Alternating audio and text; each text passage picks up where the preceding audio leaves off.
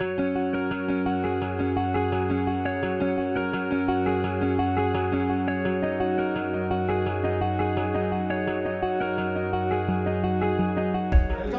Channel learning தரன். நம்ம இன்னைக்கு வந்து flow chart for change of state இல்லையா. நம்ம மேட்டர் இன் சரௌண்டிங்கில் பார்க்கணும். நிறைய 3 ஸ்டேட்ஸ் இருக்குது இல்லையா. Solid, liquid and gas. இந்த 3 ஸ்டேட்டு எதனால மாறுது? சேஞ்ச் ஆஃப் ஸ்டேட்டுக்கு 2 காரணம் சொன்னேன், ஞாபகம் இருக்குன்னு நினைக்கிறேன். 2 காரணம் என்னன்னா, what are the 2 reason for change of ஸ்டேட்னா, நிறைய பேர் நினைக்கிறது டெம்பரேச்சர் அப்படின்னு மட்டும் நினைப்பாங்க. டெம்பரேச்சர் அண்ட் ப்ரெஷர் ரெண்டுமே தான். ஓகேவா? 2. இப்போ இந்த சார்ட் நம்ம நல்லா தரவா இருந்தோம்னா நிறைய क्वेश्चन நம்ம we can able to answer. நம்ம நிறைய क्वेश्चन இதுல ஆன்சர் பண்ணலாம். நிறைய பேருக்கு வந்து மெல்டிங்னா என்ன, ஃபியூஷன்னா என்ன, வேப்பரைசேஷன்னா என்ன, பாயிலிங்னா என்ன, அப்புறம் சப்ளிமேஷன்னா என்ன, கண்டென்சேஷன் என்ன, ஃப்ரீசிங்னா என்ன, சாலிடிஃபிகேஷன் என்ன, நிறைய டெர்மினாலஜி வந்து ஒரே கன்ஃபியூஸா இருக்கு. எது லிக்விட்ல இருந்து சாலிடுக்கு போறது, சாலிட்ல இருந்து லிக்விடுக்கு போறது, லிக்விட்ல இருந்து கேஸுக்கு போறது, எதை ஞாபகம் வச்சுக்கிறது, ஒரே கன்ஃபியூஷனா இருக்கு. எழுதி பார்த்தாலும் நமக்கு ஒரே கன்ஃபியூஷனா இருக்கு அப்படின்னு நிறைய ஸ்டூடெண்ட் கன்ஃபியூஸ் பண்ணி கேட்பாங்க. ஸோ இதை வந்து சிம்பிளை பண்றதுக்கு ஒரு சார்ட் மாதிரி நம்ம இங்க ப்ரிப்பேர் பண்ணியிருக்கோம். இந்த சார்ட்ல வந்து பாத்தீங்கன்னா, இது ஒரு பொருள் வந்து ஃபர்ஸ்ட் சாலிட்ல இருந்து லிக்விட் ஆகுது. நம்ம எப்படி பண்ணும்போது ஹீட் பண்ணும். எப்பவுமே சாலிட்ல இருந்து லிக்விட் உருகுறது இல்லையா, உருகும். பொருள் வந்து எப்போ உருகும்? சாலிட் ஆனது அது ஹீட் பண்ணும்போது அது ஹீட் அப்சார்ப் பண்ணிட்டு லிக்விட் ஆகும். அந்த லிக்விடை மறுபடியும் நம்ம கேஸ் ஆக்கணும் போது நம்ம அதை ஹீட் பண்ணோம்னா அது கடைசியில கேஸ் ஆகும். அப்போ நம்ம ஒரு வாட்டர் எடுத்துக்கலாமே, ஐஸை வந்து நம்ம வெளியில எடுத்து வச்சோம்னா அது என்ன பண்ணும்? ஹீட்டை அப்சார்ப் பண்ணிட்டு அது என்ன ஆகும்? லிக்விட் ஆகும். அப்போ ஐஸ் வாட்டர் ஆயிடும். அந்த ஐஸ் வாட்டர் நம்ம வந்து எடுத்து கொஞ்ச நேரம் போட்டு ஒரு ஓவன்ல அல்லது நம்ம ஒரு ஸ்டவ்ல வைக்கும் போது ஹீட் பண்ணி கடைசியில அது என்னமோ நீராவி, ஸ்டீம், கேஸ் ஆயிடும். ஸோ இப்போ இந்த இடத்துல பாத்தீங்கன்னா ஹீட்டை வந்து அது என்ன பண்ணுது? அப்சார்ப் பண்ணுது. ஹீட்டை வந்து அப்சார்ப் பண்ணுது. ஸோ இங்க இருந்து ஸ்டேட்ல இருந்து இந்த ஸ்டேட்டுக்கு மாறுறதுக்கு, சாலிட்ல இருந்து லிக்விட மாறுறதுக்கு ஹீட் அப்சார்ப் பண்ணுது இல்லையா, அந்த டைம்ல உள்ள ஹீட்டுக்கு பேரு லேட்டன்ட் ஹீட். ஹிடன், லேட்டன்ட்னா என்ன அர்த்தம்? ஹிடன் அர்த்தம்.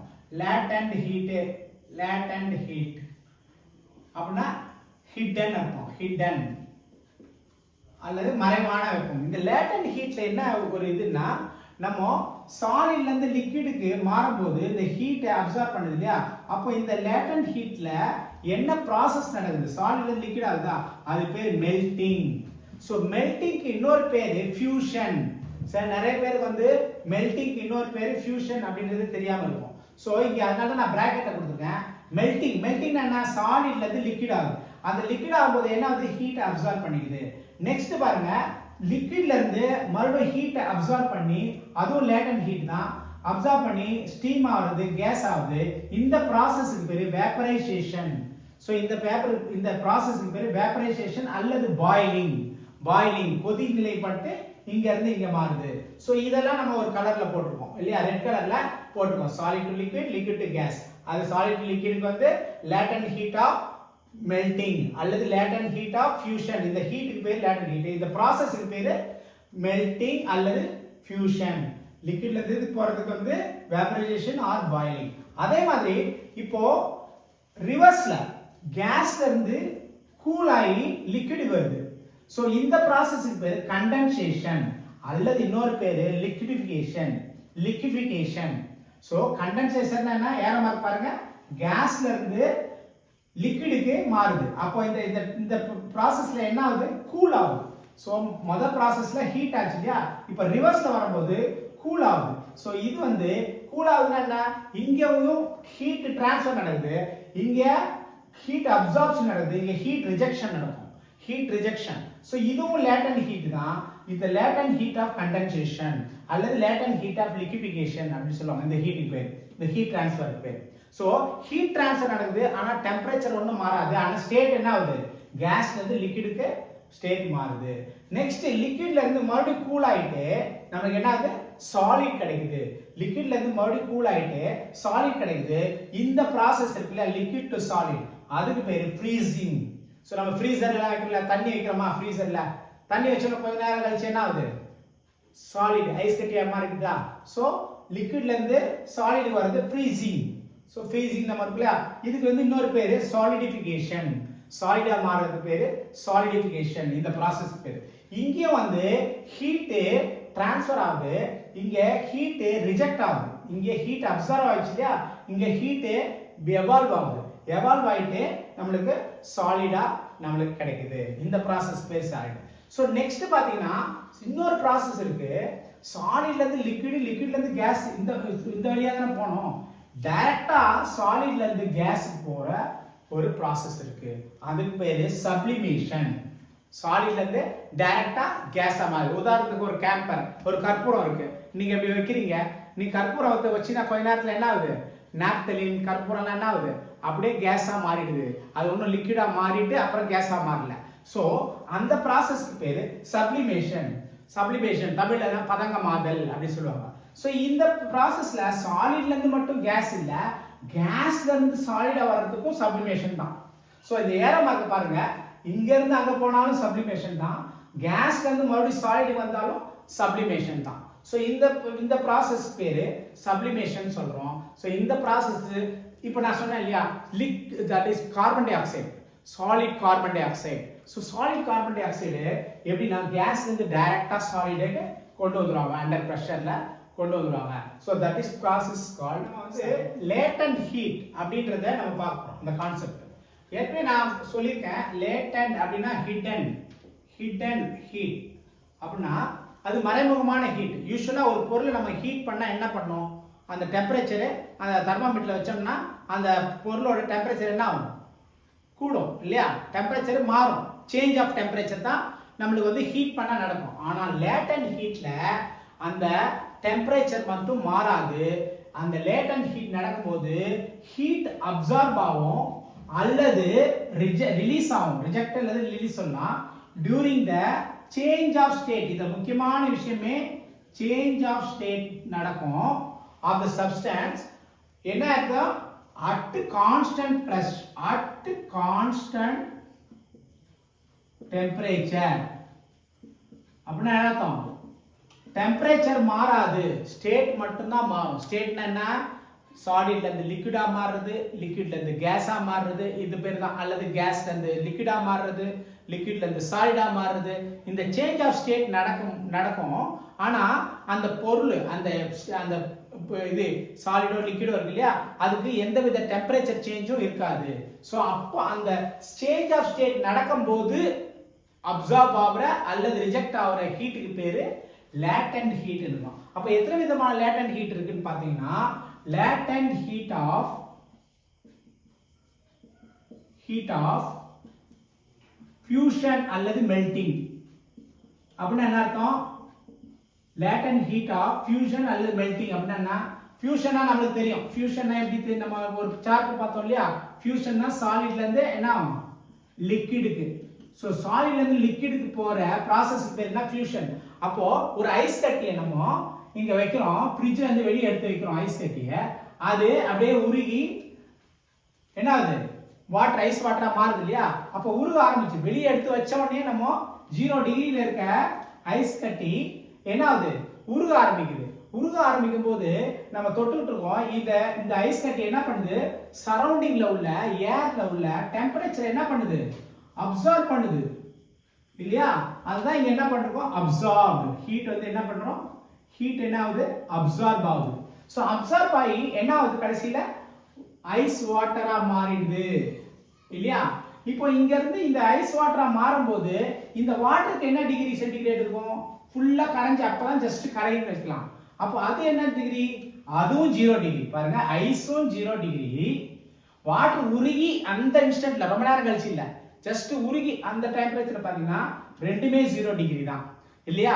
சோ இப்போ இந்த 0 டிகிரி தான், 0 டிகிரி இருக்கும்போது சேஞ்ச் டெம்பரேச்சர் ஏதாவது சேஞ்ச் ஆயிருக்கா, இல்ல. இப்போ இந்த வாங்கின ஹீட் சரௌண்டிங்ல இருந்து உள்ள அப்சார்ப் ஆச்சு இல்லையா, இந்த ஹீட்டுக்கு பேர் தான் லேட்டன்ட் ஹீட் ஆஃப் ஃபியூஷன். உருகுது, உருகும் போது வாங்குற அப்சார்ப் பண்ற ஹீட். சோ அதே மாதிரி நம்மளுக்கு latent heat of vaporisation. Vaporisation நம்மளுக்கு நல்லா தெரியும், அந்த சார்ட்ல வேப்பரைசேஷன் என்னது, லிக்விட்ல இருந்து என்ன ப்ராசஸ், அது கேஸ்.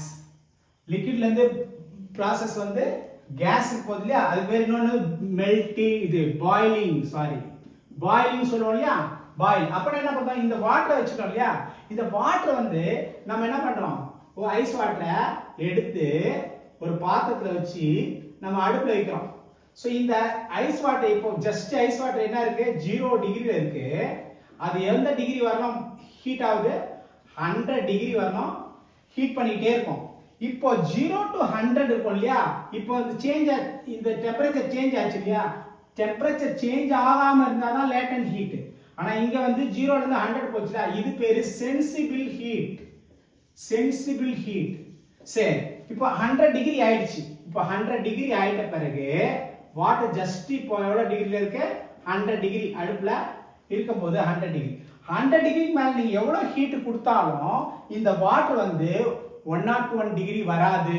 என்ன ஆகும், இது எல்லாமே ஆவி ஆயிட்டே இருக்கும். இப்போ 100 டிகிரில இருந்து நீங்க ஃபுல்லா இது காலி ஆகிற வரணும் கொடுக்கிற ஹீட் என்ன, அந்த ஹீட்டுக்கு பேரு latent heat of vaporization. Okay, so this is called latent heat of vaporization. இன்னொன்னு இருக்கு, சோ நம்ம அப்படியே ரிவர்ஸ்ல வரோம் இல்லையா, latent heat of condensation. இதெல்லாம் கேள்வி கேட்பாங்க. of கண்டென்சேஷன்னா என்ன உங்களுக்கு நல்லா தெரியும், நம்ம சார்ட் கொண்டு போட்டுக்கோம். கண்டென்சேஷன்னா லிக்விட்ல இருந்து கேஸ்ல இருந்து லிக்விடுக்கு இல்லையா, கேஸ் டு லிக்விட். இப்போ என்ன ஆகுதுன்னு பாத்தீங்கன்னா, கேஸ்ல இருந்து லிக்விட் வரும்போது ஹீட் அப்சார்ப் ஆகாது, ஹீட் ரிஜெக்ட் ஆகும் அல்லது ரிலீஸ் ஆகும். சோ அந்த மாதிரி ஆயிட்டு கேஸ் அதுல உள்ள ஹீட்டை வெளிவிட்டுட்டு என்ன ஆயிடும், லிக்விட் ஆகும். அப்போ அந்த ப்ராசஸ்க்கு பேரு லேட்டன்ட் ஹீட் ஆஃப் கண்டென்சேஷன். அதுலயும் டெம்பரேச்சர் எதுவும் மாறாது. சோ இந்த மாதிரி நம்ம ஒரு ப்ராசஸ்க்கும் கண்டென்சேஷன்ல இருந்து சப்ளிமேஷன் எல்லா ப்ராசஸ்லயும் ஹீட் வந்து அப்சார்ப் ஆகும் அல்லது ரிஜெக்ட் அல்லது ரிலீஸ் ஆகும். ஆனா டெம்பரேச்சர் மாறாது. இந்த ப்ராசஸ்க்கு பேரு தான், அந்த ப்ராசஸ்ல சேஞ்ச் ஆஃப் ஸ்டேட் நடக்கிற ப்ராசஸ்ல வர ஹீட் எக்ஸ்சேஞ்ச் ஆகுது இல்லையா, அந்த ஹீட்டுக்கு பேரு தான் லேட்டன்ட். வந்து நம்ம என்ன பார்க்க போறோம்னா, effect of pressure on change of state. அப்படின்னா என்ன அர்த்தம், சேஞ்ச் ஆஃப் ஸ்டேட்னா என்ன, solid to liquid, liquid to சாலிட்ல இருந்து லிக்விட், லிக்விட்ல இருந்து கேஸ், அதே மாதிரி வைஸ் வர்சா, அப்படியே ரிவர்ஸ். இங்க லிக்விட் கேஸ்ல இருந்து லிக்விட், லிக்விட்ல இருந்து இது change of state. Change of ஸ்டேட்னா அதான் இல்லையா. அதுக்கும் அதுல பிரஷர் இருக்கு இல்லையா, பிரஷர்னால இந்த சேஞ்ச் ஆஃப் ஸ்டேட் எப்படி அஃபெக்ட் ஆகுது, எஃபெக்ட்னா அதோட தாக்கம் எப்படி இருக்கு. அப்போ சேஞ்ச் ஆஃப் பிரஷர் போகும்போது, இந்த சேஞ்ச் ஆஃப் பிரஷர் ஆகும்போது இந்த ஸ்டேட் சேஞ்ச் எவ்வளவு வேகமா நடக்குது, அதுதான் நம்ம இங்க பார்க்க போறோம். இப்போ இதுல வந்து ஃபர்ஸ்ட் வந்து சாலிட் நம்ம எடுத்துக்கலாம். சாலிட பொறுத்த வரணும் பிரஷர் கொடுத்தோம்னா அதோட சேஞ்ச் ஆஃப் ஸ்டேட் வந்து அவ்வளவா நமக்கு மாறாது. ஏன்னா சாலிட் மேல நம்ம என்ன பண்ண முடியாது, பிரஷர் கொடுக்க முடியாது. ஏன்னா சாலிட் இஸ் இன்கம்ப்ரெசிபிள், அது கம்ப்ரஸ் ஆகாது. பட் இருந்தாலும் சம் எக்ஸம்ஷன் வந்து ஒரு சாலிட வந்து நம்ம பிரஷர் கொடுத்து அதை மெல்ட் பண்ணும்போது, ஹீட் பண்ணி மெல்ட் பண்றதுக்கு வந்து நம்ம வந்து அதை பிரஷர் கொடுக்கறதுனால அது அழுத்தம் ஏற்படாது இல்லையா, ஐ மீன் அது வந்து கம்ப்ரஸ் ஆகாது. ஸோ ஆனா இருந்தாலும் நான் ஒரு பெஸ்ட் உதாரணம் தரேன். அது லைட்லி கம்ப்ரஸபிள் இல்லையா, சாலிட் வந்து கொஞ்சமா கம்ப்ரஸ் ஆகும். ஸோ அதை வச்சு இந்த நம்ம வந்து ஸ்கேட்டிங் அப்படின்னு ஒன்று இருக்கு இல்லையா, ஸ்கேட்டிங் இதை வச்சு கேள்வி கேட்பாங்க நல்லா. ஏன்னா இப்போ வந்து பாத்தீங்கன்னா இந்த அண்டார்டிக், ஆர்டிக் பிரதேசம், சுவிட்சர்லாந்து இந்த மாதிரிலாம் பனி பிரதேசம்லாம் வந்து ஸ்கேட்டிங் விளையாடுவாங்க. அது வந்து ஃபுல்லா என்ன பண்ணுவாங்க, அவங்க ஷூவை பார்த்துட்டீங்கன்னா, அவங்க ஷூ பார்த்தீங்கன்னா எப்படி இருக்கும்னா, ஸ்கேட்டிங் ஷூ அப்படியே ஷார்ப் எட்ஜ் இருக்கும், கீழே வந்து கத்தி மாதிரி இருக்கும். அவங்க கத்தி மாதிரி இருக்கும், அவங்க நிற்கிறதே வந்து பனிக்கட்டில தான் நிற்பாங்க. ஸோ எதுக்காண்டி அந்த ஷூ வந்து சாதாரண ஷூ மாதிரி இல்லாமல் வெறும் கத்தி மாதிரி இருக்கும், பேலன்ஸ் அடிக்க முடியாது நம்மளால. ஸோ அந்த மாதிரி ஏன் வச்சிருக்காங்கன்னா, அந்த பனிக்கட்டி இருக்கு இல்லையா, அந்த பனிக்கட்டியோட சர்ஃபேஸ் வந்து எப்படி இருக்கும்னா ரஃப்பா இருக்கும் இல்லையா, அது ரஃப்பா இருக்கும். அது வந்து ஈஸியா வழுக்கிட்டு போகணும், ஷூ வந்து ஈஸியா வழுக்கிட்டு போகணும் இல்லையா, அப்பதான் ஸ்கேட்டிங் விளையாட முடியும். ஸோ அதை ஈஸியா வழுக்கணும்னா ஃபர்ஸ்ட் அது வந்து கரையணும், கரைஞ்சாதான் தண்ணி ஃபார்ம் ஆகும், அது மேல உள்ள ஐஸ் வாட்டர் ஃபார்ம் ஆகும். ஒன்ஸ் வாட்டர் ஃபார்ம் ஆயிடுச்சுன்னா ஈஸியா நம்ம வழுக்கிக்கிட்டு ஸ்கேட்டிங் பண்ணிட்டு போகலாம். ஸோ ஆனால் நம்ம அங்கே உள்ள தட்பவெப்பநிலை எப்படி, அங்கே அதுக்காண்டி நம்ம அங்கே உள்ள சரௌண்டிங் டெம்பரேச்சர் பார்த்தீங்கன்னா ரொம்ப -டிகிரியில் தான் இருக்கும். ஸோ அதை அந்த டிகிரியில் இருக்க ஒரு ஐஸை வந்து நம்ம கரைக்கணும்னா ஹீட் பண்ண முடியாது இல்லையா? ஸோ ஹீட் பண்ணாமல் எப்படி கரைக்கணும் அப்படின்னும் போது அவனுடைய ஷூ வந்து கத்தி மாதிரி இருக்கிறதுனால அது ஷார்ப்பாக இந்த இந்த ஐஸ் பார் அல்லது ஐஸ்பெர்க் இதை வந்து அழுத்தும் போது அந்த இடம் மட்டும் மெல்ட் ஆகும். அந்த இடம் மட்டும் மெல்ட் ஆகும். ஸோ ப்ரெஷர் கொடுக்கறதுனால அந்த சாலிட் என்ன ஆகுது? லிக்விடா மாறுது. அதே டெம்பரேச்சர் ஹை டெம்பரேச்சர்ல மைனஸ்ல இருக்கு. பட் அது டெம்பரேச்சர் ஏறி தான் நம்ம லிக்விட் ஆகணும் இல்லாம ப்ரெஷரை ஏற்றி அந்த இடம் மட்டும் ஷூ நிற்கிற இடம் மட்டும் மெல்ட் ஆகிட்டு தண்ணி ஃபார்ம் ஆகிடும். அப்படியே வழுக்கிட்டே போகும்போது அந்த கத்தி மாதிரி அந்த ஷூ வந்து வெட்டிக்கிட்டே போகும்போது ஈஸியாக அவங்களால ஸ்கேட்டிங் போக முடியும். ஆனால் இது வந்து ஒரு ஐஸ் அந்த மாதிரி ஒரு சின்ன ஒரு யூஸ்க்கு தான் நம்மளுக்கு யூஸ் ஆகுது. ஸ்கேட்டிங் வந்து ப்ரெஷர் கொடுக்கறதுனால சாலிட் வந்து லிக்விட் ஆகுது. ஸோ மற்றபடி ஒரு சாலிடை வந்து இரும்பையோ ஒரு வேற பொருளையோ வந்து ப்ரெஷர் கொடுத்து நம்ம மெல்ட் பண்ண முடியாது இல்லையா? ஸோ இது வந்து ஒரு எக்ஸம்ஷன். ஸோ மற்றபடி அதிகமான யூஸ் கிடையாது. நெக்ஸ்ட் பார்த்தீங்கன்னா எஃபெக்ட் ஆன் கேஸ் லிக்விடு. இதுக்கு நம்ம பெஸ்ட் உதாரணமாக நம்ம சொல்லணும்னா இப்போ வந்து கவனிங்க, சேஞ்ச் ஆஃப் ஸ்டேட்ல வந்து லிக்விடை வந்து கேஸா மாற்றும். அதாவது ஒரு நீராவி ஆக்கணும். தண்ணியை வந்து நீராவி ஆக்கணும். ஸோ இங்கே நம்ம கொதிக்க வச்சோம்னா ஏற்கனவே நான் உங்களுக்கு சொல்லியிருக்கேன் தண்ணியோட பாயிலிங் பாயிண்ட் பிபி எவ்வளோ? பிபினா பிளட் ப்ரெஷர் இல்லை, பாயிலிங் பாயிண்ட். வாட்டரோட பிபி 100 டிகிரி சென்டிகிரேட். எல்லாருமே நல்லா கவனிச்சுக்கணும். ஏற்கனவே நான் சொன்ன பாயிண்ட் தான் 100 degree centigrade at atmospheric pressure. Atmospheric ப்ரெஷர்னா இங்க உள்ள சி லெவல் ப்ரெஷர்ல தான் 100 டிகிரி. ஸோ இப்போ இந்த ப்ரெஷரை நம்ம வந்து லோ பண்ணோம். எப்படி சார் லோ பண்ண முடியும்? இங்க இருக்க ப்ரெஷரை இங்கே உறிஞ்சி வேக்யூம் ஆக்கலாம் முடியாதுல்ல. ஒன்று சிம்பிள் வந்து நம்ம வந்து ஏற்கனவே நான் சொன்னேன் ஒரு ஹில் ஸ்டேஷன்ல போனீங்கன்னா இந்த அட்மாஸ்பியர் ப்ரெஷர் என்ன ஆகும்? குறையும். அப்போ ப்ரெஷர் என்ன ஆகுது? குறையும். ஆட்டோமேட்டிக்கா நம்ம ஹில் ஏரியால போகும்போது ப்ரெஷர் அட்மாஸ்பியர் ப்ரெஷர் குறையும். அங்க போயிட்டு நம்ம என்ன பண்ணோம்? டெம்பரேச்சரை ஹீட் பண்றோம் இல்லையா? அங்க போய் பாயில் பண்றோம் இல்லையா? அது டெம்பரேச்சரை அதிகப்படுத்தும். அதாவது வாட்டரோட டெம்பரேச்சரை அதிகப்படுத்தும். அட்மாஸ்பியரிக் ப்ரெஷர் ஆட்டோமேட்டிக்கா ஹில் ஏரியால போனோம்னா கம்மி ஆயிடுச்சு, ப்ரெஷர் கம்மி ஆயிடுச்சு.